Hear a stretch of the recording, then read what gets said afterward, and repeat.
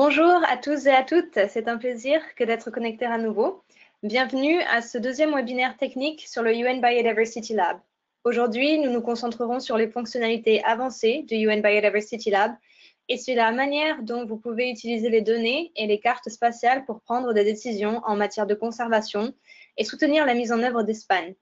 Ce webinaire fait partie de la série de webinaires techniques pour les 6e rapports nationaux. Je suis Marion Marigot, spécialiste technique pour le projet des 6e rapports nationaux et j'assurerai ce webinaire aujourd'hui.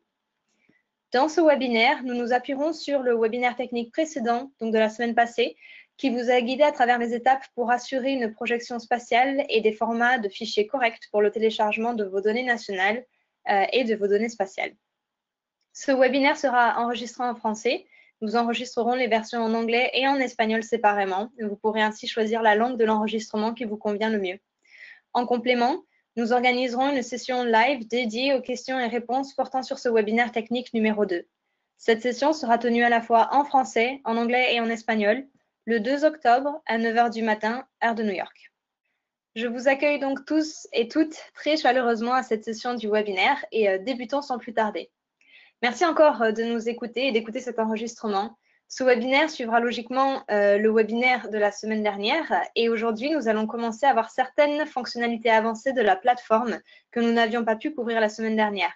Après cela, nous continuerons en vous donnant des exemples d'analyse et des cartes qui peuvent vous aider à rapporter sur les cibles d'Aichi dans votre 6e rapport national.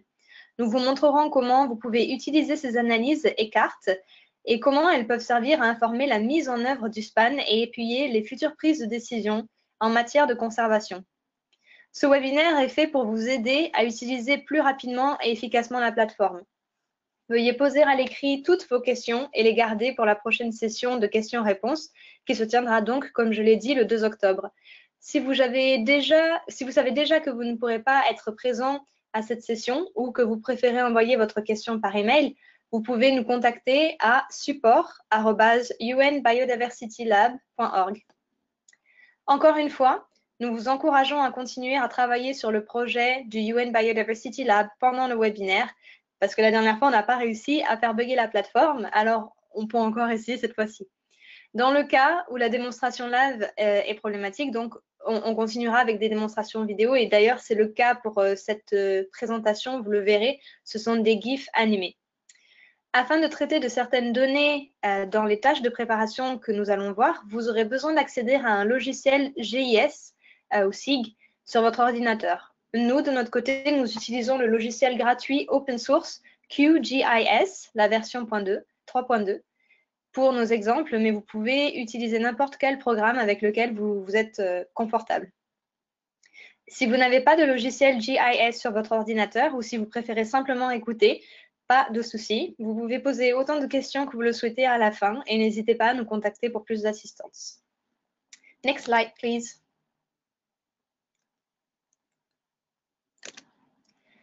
Nous allons donc parler des outils et des fonctionnalités avancées pour travailler avec les données dans votre projet sur le UN Biodiversity Lab.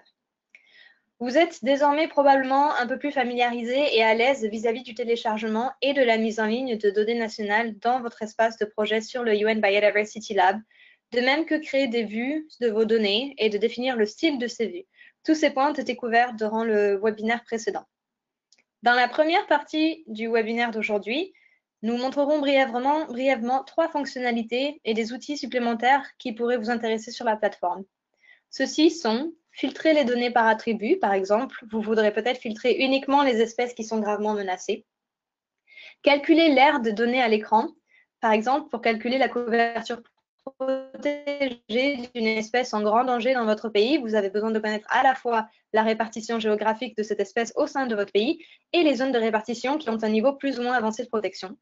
Et le troisième point, c'est personnaliser l'interface de votre carte. Par exemple, si vos cartes contiennent beaucoup d'informations et de légendes et d'autres aspects des cartes sont difficiles à lire, vous pouvez changer les configurations par défaut afin de produire de meilleures cartes. Pour ce qui est d'interroger ou de filtrer les données, next slide, Diego, please. Pour ce qui est d'interroger ou filtrer les données, cela peut se faire de 2 manières. Premièrement, en cliquant sur les entrées dans la légende, ou en sélectionnant les attributs des entités lorsque vous voulez cliquer sur une entité pour que la carte puisse afficher ses attributs. Donc, on vous montrera cela dans la prochaine diapositive. Pour filtrer les données en utilisant la légende, cliquez simplement sur un élément de la légende. Un symbole égal apparaîtra pour indiquer que seules les entités ayant cet attribut sont activées. Vous pouvez sélectionner plusieurs entités à la fois et cliquer à nouveau sur la légende qui a été sélectionnée pour désactiver le filtre.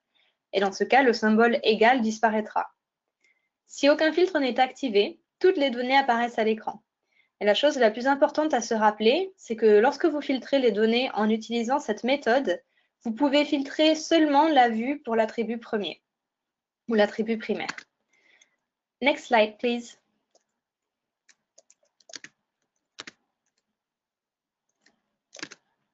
Nous allons maintenant regarder comment filtrer les données en utilisant les attributs qui apparaissent lorsque vous cliquez sur une entité sur la carte. La première chose à faire est de cliquer sur une donnée sur la carte, ce qui ouvrira une fenêtre pop-up. Cliquez donc d'abord sur n'importe quelle donnée de la carte. La fenêtre pop-up montrera les attributs primaires et secondaires que nous avons précédemment définis pour la vue. Rien n'est filtré par défaut. Et si l'on clique sur un attribut, toutes les autres données dans la vue qui ne partagent pas cet attribut seront désactivées. Dans ce cas, je clique sur l'attribut royaume, par exemple, realm, que vous voyez. Vous verrez que rien ne change à l'écran dans ce cas. Et alors pourquoi? Dans ce cas, l'attribut royaume a la même valeur pour toutes les données dans la vue. Elles sont toutes dans le royaume, comme vous voyez, néotropique, néotropical. Voilà. Si je clique sur les autres attributs, cependant, toutes les autres données sont filtrées et exclues parce qu'elles n'ont pas la même valeur que le champ de l'attribut. Nous pouvons sélectionner plusieurs attributs pour filtrer de cette manière, mais dans les exemples, le seul attribut partagé entre les entités est le realm, le royaume. Nous ne pouvons donc pas filtrer plusieurs attributs. Si vous avez vos propres données ouvertes, jouez avec ceci et voyez à quel point cette fonctionnalité peut être utile. Next slide, please.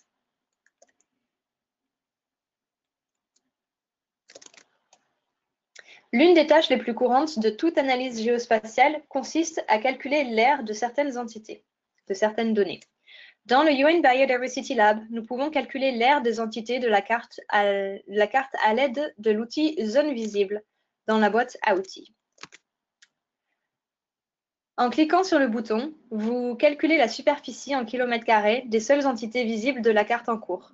Et on voit qu'il y a plus de 48 000 km² ou la surface entière du pays. Cependant, peut-être que nous voulons calculer la surface pour une caractéristique bien particulière. Et ça, on peut le faire en filtrant les données comme nous venons d'apprendre à le faire, et nous n'activons qu'une seule caractéristique. Lorsque nous calculons à nouveau la surface, seule la zone de l'activation est calculée. Et un autre exemple, si nous ne soulignons que les mangroves et que nous calculons à nouveau la superficie, nous voyons qu'il y a un peu plus de 1100 km² d'écorégions de mangroves en République dominicaine. Next slide, please. Enfin, nous pouvons personnaliser l'apparence dans notre interface et les cartes qu'on veut produire. Si nous défilons vers le bas, la barre latérale dans la boîte à outils, nous voyons une série de propriétés sous configuration.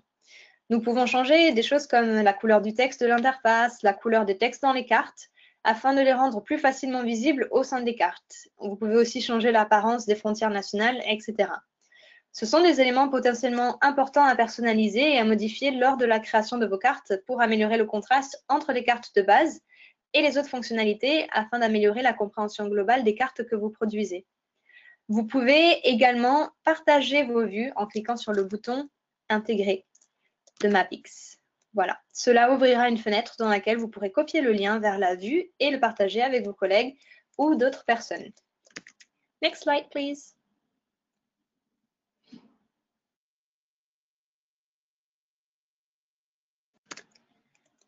Désormais, qu'est-ce qu'il en est donc des aperçus de plusieurs exemples qui portent sur les cibles d'Aichi? Dans les diapositives suivantes, nous vous montrerons comment le UN Biodiversity Lab peut vous aider à effectuer des analyses spécifiques pour les cibles d'Aichi 5, 11, 12, 14 et 15, afin de faciliter la préparation de votre 6e rapport national. Vous vous demandez peut-être pourquoi ces cibles particulières et pas d'autres comme les cibles d'Aichi 13 ou 16. en fait, c'est que ces 5 cibles sont explicitement liées aux données spatiales et de façon tout aussi importante aux données spatiales qui sont actuellement disponibles. Étant donné que la plupart d'entre vous rapporteront d'abord sur leurs propres objectifs avant d'évaluer votre contribution nationale aux cibles d'Aichi, notre objectif est de vous montrer comment utiliser les indicateurs nationaux pour mesurer l'impact des actions et des activités que vous avez entreprises.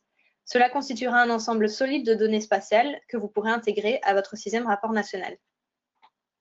Étant donné que le 6e rapport national est un élément clé pour mettre en évidence les lacunes et les efforts restants en matière de conservation, dans de nombreux cas, les analyses que nous montrerons peuvent également être utilisées comme des informations de base afin d'orienter la mise en œuvre des SPAN et la prise de décision en matière de conservation. Dans ce webinaire, nous nous concentrerons sur comment et où les données peuvent être incluses dans votre 6e rapport national. Veuillez noter que tous les exemples et les analyses que nous allons passer en revue ici ne peuvent pas être calculés actuellement dans le UN Biodiversity Lab. Cependant, nous travaillons à l'intégration de ces nouvelles fonctionnalités dans le lab et à l'avenir, des webinaires vous montreront comment ces outils peuvent prendre en charge la mise en œuvre des SPAN. Next slide, please.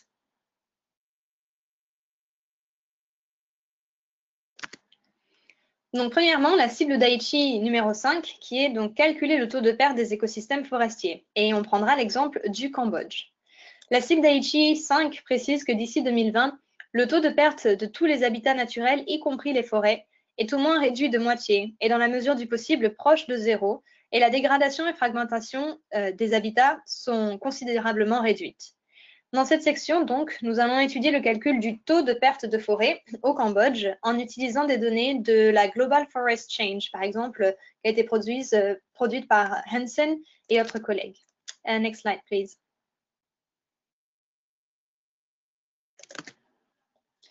Nous pouvons accéder aux données forestières de Hansen et autres collègues en recherchant et en activant la couverture forestière globale. C'est ce que je viens de nommer le Global Forest Change. Et donc, on active la couverture forestière globale en 2000. Pour ceux qui ne sont pas familiers avec ces données en fait vous montrent le pourcentage de couverture de la canopée dans chaque pixel de 30 mètres dans l'année 2000. C'est-à-dire que le vert intense signifie une fermeture de la canopée et donc plus élevée. Les pixels avec plus de 30% de la canopée sont généralement considérés comme des forêts. Nous allons également activer la vue couverture forestière mondiale, et notamment avec l'année de la perte, et ça couvrira la période entre 2000 et 2017. Ces données, elles, montrent l'année où un pixel a été perdu entre 2001 et 2017, et plus une cellule est rouge, plus le pixel de la forêt a été perdu récemment. Et nous pouvons constater que d'importantes zones forestières au Cambodge ont été perdues au cours des 17 dernières années, et nous voulons savoir combien et quel est le taux de perte. Next slide, please.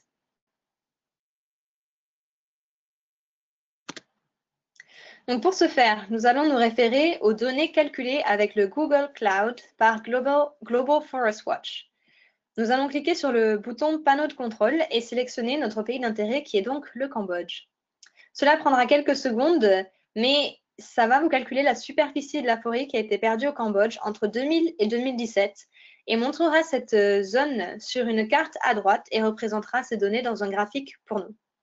Notez que vous pouvez changer la couverture de la canopée que vous utilisez pour définir la forêt. Ici, on va la changer à 10%, ce qui signifie que nous ne sommes plus libres, on va dire, nous sommes plus libres dans notre définition de ce qu'est la forêt, puisque 10% est moins que 13%. Je vais prendre une capture d'écran donc de cette vision, et nous, on utilise Firefox. Alors, peut-être que ça pourra être un petit peu différent dans votre navigateur web si vous n'utilisez pas Firefox, mais ce n'est pas un souci. Et vous voyez que l'on peut également calculer la perte de la forêt dans les zones protégées en sélectionnant les zones protégées sous l'option catégorie des terres. Nous constatons qu'une quantité importante de pertes a également eu lieu dans les zones protégées, et nous allons encore faire une fois une capture d'écran de cette vision ici. Enfin, on peut prendre la carte que nous avons créée dans le UN Biodiversity Lab et la combiner avec des parcelles et des taux calculés pour la perte des forêts et créer quelque chose comme la carte montrant les 2 parcelles de perte forestière au Cambodge et où cela s'est produit spatialement dans les zones boisées du Cambodge. Next slide, please.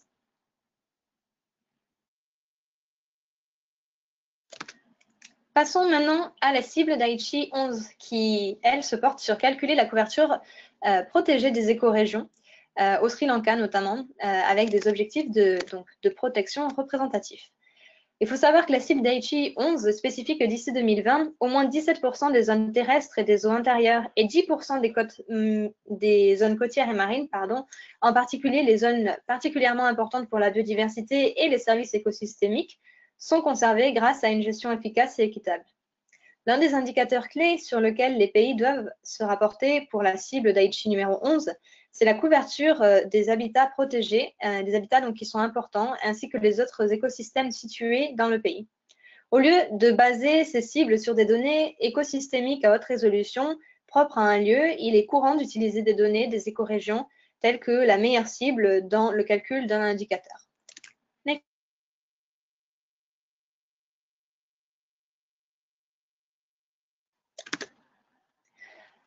Heureusement, le Digital Observatory for Protected Area, qu'on appelle DOPA, donc c'est le nom de la vue, en français ce serait la protection des écorégions terrestres, qui date de 2018, calcule la couverture de protection de chaque écorégion à l'échelle mondiale et nous pouvons accéder à cet ensemble de données dans la vidéo ici. La mise à jour la plus récente date d'avril 2018 et calcule notamment le changement de protection à partir de 2016.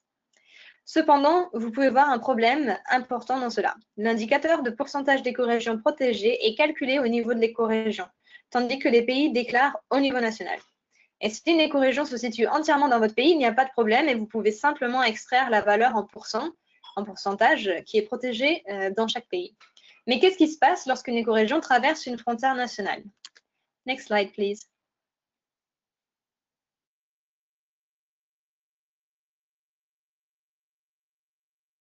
Oh oui, on est next slide. Sorry.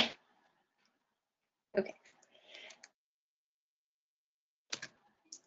Nous ne pouvons pas supposer que le pourcentage de protection est spatialement uniforme dans tous les pays contenant cette écorégion. Et nous voyons ici une couverture protégée de 2,8% pour l'ensemble de l'écorégion de la forêt d'épineux de Deccan. Cependant, on peut voir dans la vidéo en boucle que vous voyez à l'écran qu'il semble y avoir plus d'aires protégées dans des forêts d'épineux du Deccan au Sri Lanka que dans le reste de l'écorégion qui se situe en Inde, et clairement. Donc réfléchissons rapidement à cette question. Votre pays ne protège pas une écorégion à l'intérieur de vos frontières nationales, mais cependant, votre voisin protège à 100% cette écorégion à l'intérieur de ses propres frontières nationales. Donc, si l'étendue totale de l'écorégion tombe à 50-50 entre vos deux pays, les données DOPA vous indiqueront que le pourcentage protégé dans votre pays est de 50%, mais on sait bien que ce n'est pas le cas. Dans le cas où une écorégion n'est pas complètement contenue dans vos propres frontières nationales, nous avons besoin de savoir deux choses pour calculer le pourcentage de protection de la partie de cette écorégion présente dans votre pays. Premièrement, il faut connaître la zone de la partie de l'écorégion dans votre pays. Et bien sûr, il faut deuxièmement connaître la zone protégée de cette écorégion dans votre pays.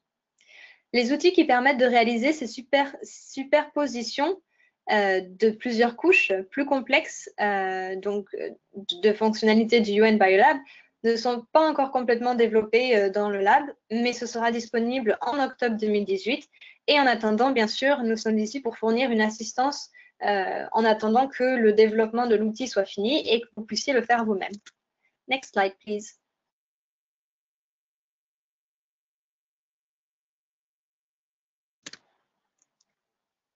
Encore une chose à noter rapidement, lors des analyses calculées le long d'une frontière nationale.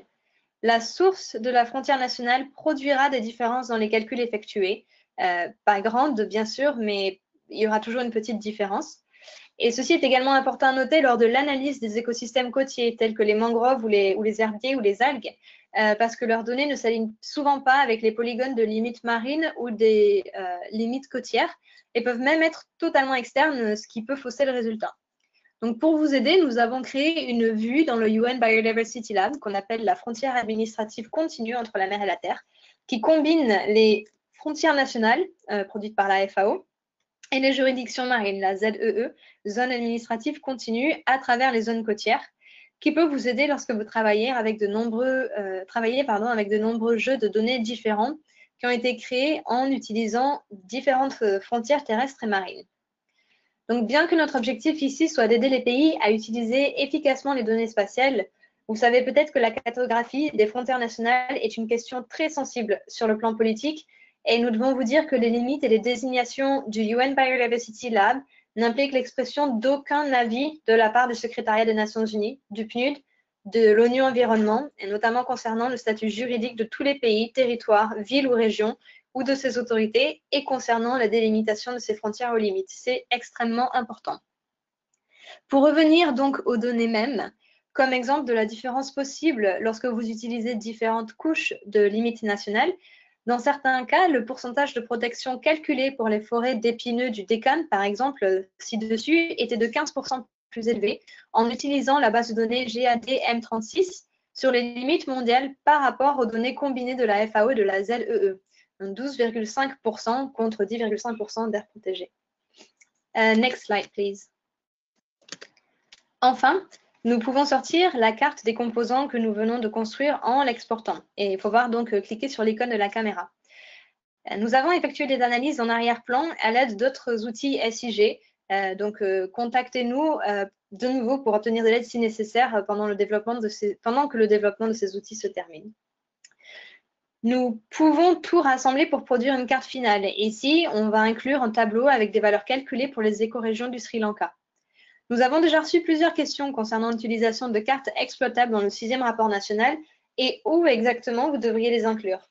Nous vous recommandons d'intégrer les cartes dans les sections 2 et 3 respectivement sur la mise en œuvre et l'efficacité des mesures que vous avez prises et sur l'évaluation des progrès accomplis dans la réalisation de chaque objectif national. Il est également possible d'inclure les cartes dans la section 4 sur la contribution nationale à la réalisation des cibles d'Aichi. Certaines cartes d'État peuvent également être intégrées au profil de la biodiversité. Cela dépendra vraiment de la situation spécifique de chaque pays, puisque tous les pays n'utiliseront pas les cartes pertinentes de la même façon, dans la même section, puisque ça dépendra bien sûr de leurs objectifs et de leurs progrès. Il existe d'autres analyses dans le UN Biodiversity Lab qui peuvent vous aider à présenter différents indicateurs pour la cible d'Aichi numéro 11, mais bien sûr, en raison des délais impartis pour ce webinaire, nous les partagerons avec les directives techniques, donc avec le guide que nous sommes en train de préparer, qui seront publiés en octobre. Next slide, please.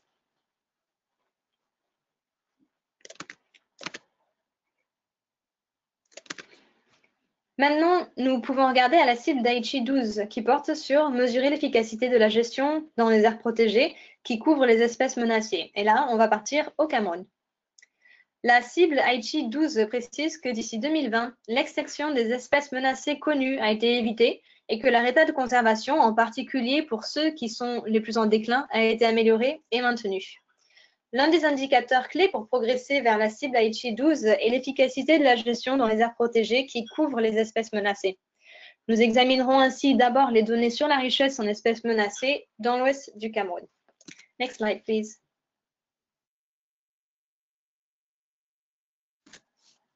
Il s'agit donc d'une couche de données dérivée dans la donnée de la liste rouge, la Red List, de l'UICN, indiquant le nombre de mammifères, d'amphibiens et d'espèces d'oiseaux qui sont en danger critique d'extinction. Ces régions du Cameroun occidental, à forte richesse pour les espèces, peuvent être un bon candidat, un bon indicateur pour aller de l'avant. Les couleurs, vous le voyez, ne sont pas les plus belles, donc on va changer la transparence du calque pour qu'elle soit moins puissante. Next slide, please.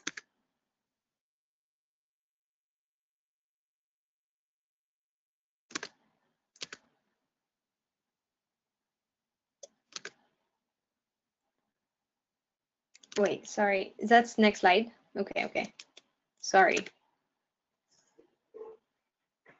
Nous examinerons ensuite les zones protégées situées à l'intérieur et autour de cette région riche en espèces menacées. Nous pouvons également voir quel type d'aires protégées ils sont, donc un parc national, une réserve pour la faune, etc. Next slide, please.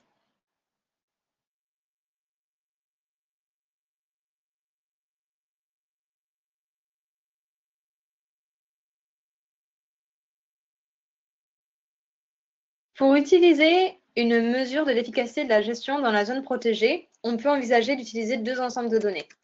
Premièrement, la base de données sur l'efficacité de la gestion des aires protégées, qui est la PA, un effort relativement nouveau pour formaliser, pour normaliser et évaluer l'efficacité de la gestion des aires protégées. Elle est actuellement très incomplète et on va le dire peu utile dans la plupart des pays.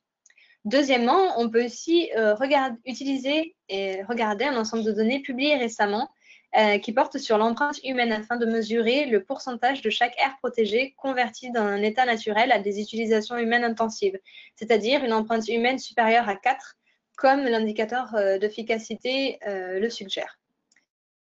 Donc, que peut-on utiliser de ceci dans votre 10e rapport national? Pour la plupart des pays, et peut-être même tous, vous avez des objectifs et des indicateurs pour prévenir l'extinction. Lors de la rédaction de votre 6e rapport national, il serait pertinent de préparer des cartes qui orientent la prise de décision. Ces cartes peuvent mettre en évidence les domaines dans lesquels les gestionnaires peuvent avoir des difficultés et utiliser ces informations pour ensuite définir et hiérarchiser davantage les actions nécessaires pour répondre aux améliorations souhaitées de la gestion. Comme avec la cible d'Aichi numéro 11, d'autres analyses du UN Biodiversity Lab peuvent bien sûr vous aider à établir des rapports sur les différents indicateurs de la cible 12, mais malheureusement, nous n'avons pas le temps de les traiter aujourd'hui. Nous les partagerons dans les directives techniques, encore une fois le guide, qui sera donc publié en octobre. Next slide, please.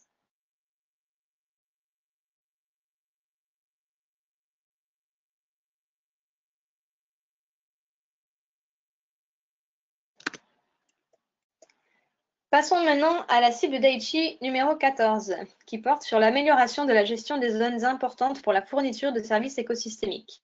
Et là, on va partir en Tanzanie et notamment dans les zones des bassins versants des hautes terres de Dar es Salaam.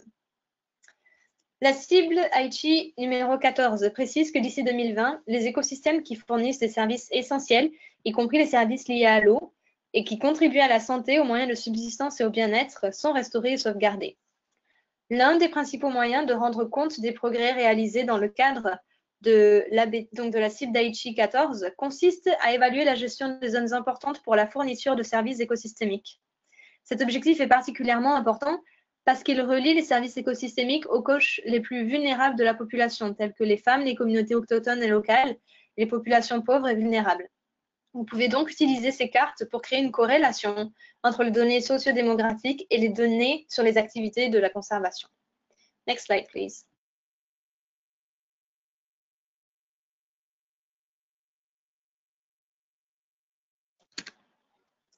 Donc ici, on visualise une carte de l'Afrique de l'Est. Nous allons ouvrir une vue qui est appelée Terre en amont protégée, qui montre le pourcentage de zones de montagne dans un bassin hydrographique qui se trouve dans une zone protégée. Ce sont des zones importantes pour l'approvisionnement en eau, puisqu'elles se trouvent souvent dans les zones montagneuses où les précipitations sont plus importantes et contribuent de manière significative à l'approvisionnement en eau des utilisateurs qui sont en aval. Dans le cas que nous examinons ici, ces aires protégées contribuent à l'approvisionnement en eau de la ville Dar es Salaam, en Tanzanie. Nous pouvons cliquer sur le bassin hydrographique pour constater qu'un peu plus de 27% du bassin de Ruvu se trouve dans une zone protégée. Mais protège-t-il des zones en amont, telles que les zones de forêt intacte ou les zones à forte pluviométrie? Et la gestion est-elle appropriée pour un service écosystémique aussi vital qu'il s'agit donc de l'eau propre? On va voir ça donc sur la slide suivante. Next slide, please.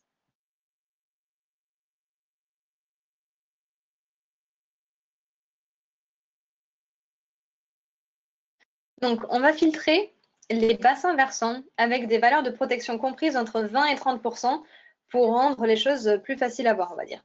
J'ouvrirai ensuite les vues de la couverture, donc on activera ensuite les vues de la couverture forestière qui date de 2000 et la perte de la couverture forestière qui, elle, est datée entre 2000 et 2017. Nous pouvons voir que certaines zones du bassin versant ont une forêt à très haute densité, tandis que d'autres n'en ont pas. Et nous pouvons également voir qu'il y a eu une perte de forêt importante récemment. Ici, la couleur qui tourne au jaune et rouge indique que les forêts ont récemment été perdues. Next slide, please. Je vais cliquer donc sur le bassin versant de Ruvu et filtrer toutes les autres caractéristiques pour que nous puissions clairement voir le bassin versant lui-même.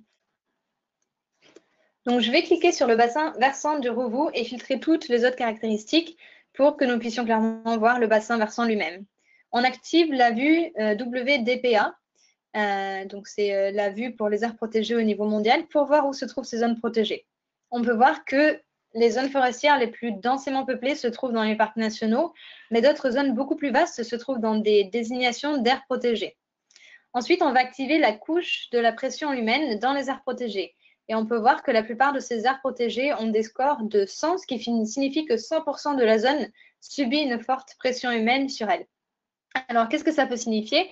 Peut-être qu'il y a des populations humaines importantes dans ces zones qui pratiquent l'agriculture de subsistance et l'agriculture donc un peu moins intensive, mais la gestion est-elle appropriée pour prendre en compte les besoins tant humains que non humains? Et on peut aussi se demander, est-ce que toutes les zones gérées, par exemple les réserves de gibier, fournissent le niveau de gestion nécessaire pour maintenir les forêts intactes et les autres zones vitales pour l'approvisionnement en eau et les utilisateurs qui sont en aval? On peut aussi se demander s'il n'y a, peut-être pas des réponses directes en fait à ces questions, mais nous savons qu'une zone protégée subit une forte pression humaine et nous pouvons commencer à mettre en œuvre de meilleures stratégies pour améliorer cette gestion. Et comme avec les autres cibles d'Aichi, le laboratoire le UN Biodiversity Lab, donc le laboratoire, propose d'autres analyses qui vous permettent d'établir des rapports avec différents indicateurs sur la cible d'Aichi numéro 14. Mais encore une fois, nous n'avons pas le temps de tous les traiter aujourd'hui. Et encore une fois, elles seront partagées en plus de détails dans le guide que nous sommes en train de préparer. Pour ce qui est de la cible d'Aichi numéro 15, qui porte sur le carbone dans les mangroves et notamment les herbiers au Myanmar. La cible 15 précise que d'ici 2020, la résilience des écosystèmes et la contribution de la biodiversité au stock de carbone a été renforcée grâce à la conservation et à la restauration, y compris la restauration d'au moins 15% des écosystèmes dégradés. Pour améliorer la résilience, de nombreuses parties ont fixé des objectifs nationaux en matière de restauration des terres dégradées et entreprennent des efforts pour restaurer les zones humides, les forêts et les terres agricoles abandonnées. Bien que la plupart d'entre vous ne relèvent pas directement de la cible d'Aichi, vous pouvez toujours, bien que la plupart de vous ne rapportent pas directement sur la cible d'Aichi, vous pouvez toujours utiliser les indicateurs nationaux. Et par exemple, un indicateur clé de la cible d'Aichi numéro 15 est la mesure dans laquelle la résilience des écosystèmes et la contribution de la biodiversité au stock de carbone a été renforcée grâce à la conservation et aux activités de restauration. Et vous pouvez également prendre en compte l'intégrité de l'habitat et les zones clés pour la biodiversité. Next slide, please.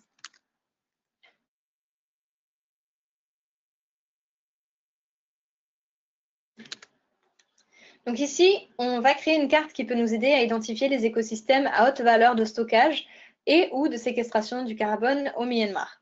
On va activer 3 vues dans le UN Biodiversity Lab. Le Global Mangrove Forest Cover, donc qui est la couverture de la forêt de mangrove pour le 21e siècle et notamment en 2014. Oui, c'est un nom un peu étrange. Le Mangrove Forest Soil Carbon, donc ça c'est le carbone de la forêt de mangrove. Et le Global Distribution of Seagrasses, la distribution mondiale des algues. Nous allons ensuite zoomer sur une zone au sud de Myanmar. Et avant de continuer, déjà, c'est important de comprendre pourquoi on parle d'herbiers, pourquoi est-ce qu'on parle d'algues et de mangroves et qu'on les met en lien avec le carbone. Il faut savoir que les mangroves, tout comme les forêts, séquestrent et stockent le carbone dans leur biomasse et dans le sol où elles poussent et font partie donc des habitats les plus riches en carbone de la planète. Les herbiers marins, donc tous les arbres en fait dans les zones marines, séquestrent et stockent également de grandes quantités de carbone dans leurs racines et dans leurs substrats dans lesquels ils poussent dans les fonds marins. Il faut savoir que les mangroves et les herbiers marins sont également des habitats très importants pour d'autres espèces, y compris des poissons à forte valeur commerciale. Next slide, please.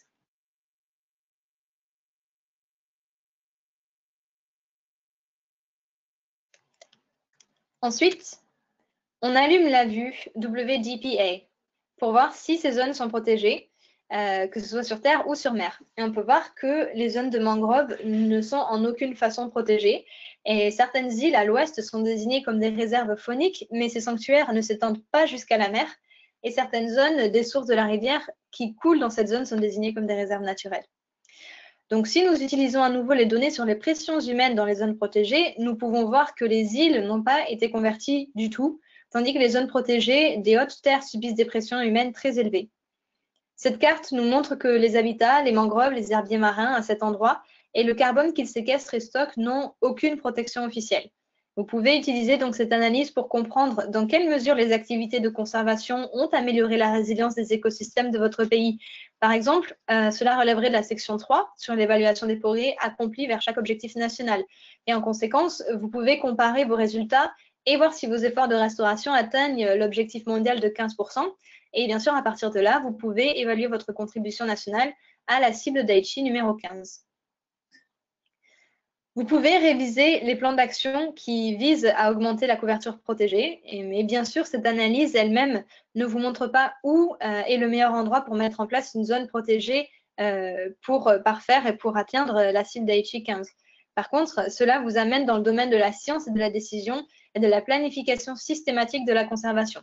Vous pouvez notamment utiliser des outils tels que MarkSan, Zonation ou ILP.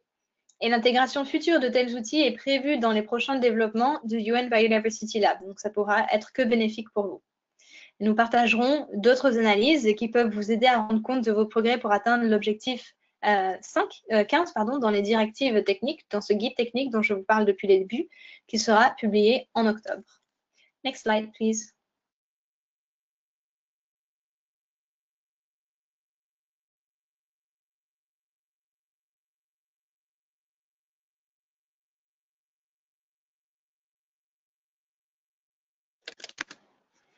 Pour ce qui est du guide technique, du fameux guide technique dont je vous parle depuis le début, comme c'est indiqué et comme je vous l'ai dit, nous travaillons sur un document d'orientation technique que nous publierons en octobre pour vous aider à préparer votre 6e rapport national, spécifiquement en utilisant des données spatiales. Les conseils techniques vous guideront à travers les analyses que vous pouvez faire sur le UN Biodiversity Lab et notamment les rapports que vous pouvez faire en utilisant des indicateurs pour les cibles d'Aichi 5, 11, 12, 14 et 15. Next slide, please.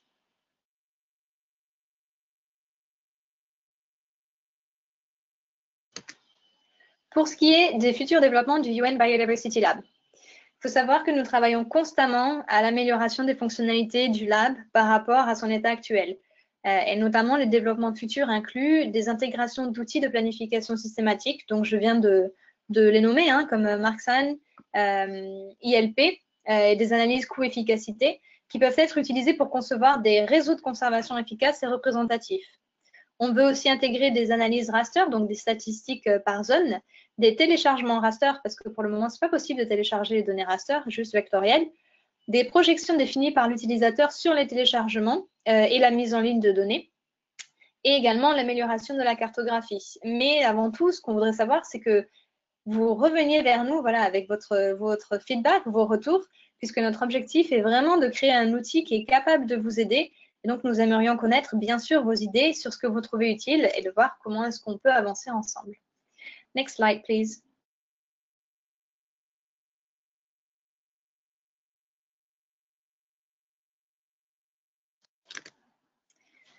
Donc, merci à tous et à toutes d'avoir écouté cet enregistrement. Nous le publierons comme d'habitude sur la chaîne YouTube du forum NBSAP et ainsi que toutes les présentations sur le forum même qui seront donc partagées. En complément de cet enregistrement que vous venez de visualiser, nous organiserons une séance de questions-réponses pour vous tous dans les 3 langues, donc simultanément en anglais, en français et en espagnol, et celle se tiendra le 2 octobre à 9 h du matin, heure de New York. Nous vous encourageons également à rejoindre le webinaire technique qui reste. Et il faut savoir qu'avec cette inscription à ce webinaire, vous êtes automatiquement inscrit ou inscrite au webinaire de la formation qui viennent ensuite. Vous recevrez donc un email dans votre boîte de réception le jour du webinaire avec le lien pour rejoindre le webinaire. Et le mardi 9 octobre, donc ce sera ce dernier webinaire que nous partagerons pour le UN Biodiversity Lab. Le 9 octobre, nous vous montrerons comment utiliser les story maps pour communiquer la valeur de la biodiversité. Donc, pour résumer, 2 octobre à 9 h du matin, une session de questions-réponses qui porte sur cet enregistrement. Et le mardi 9 octobre, encore à 9 h heure de New York, comment utiliser le story maps.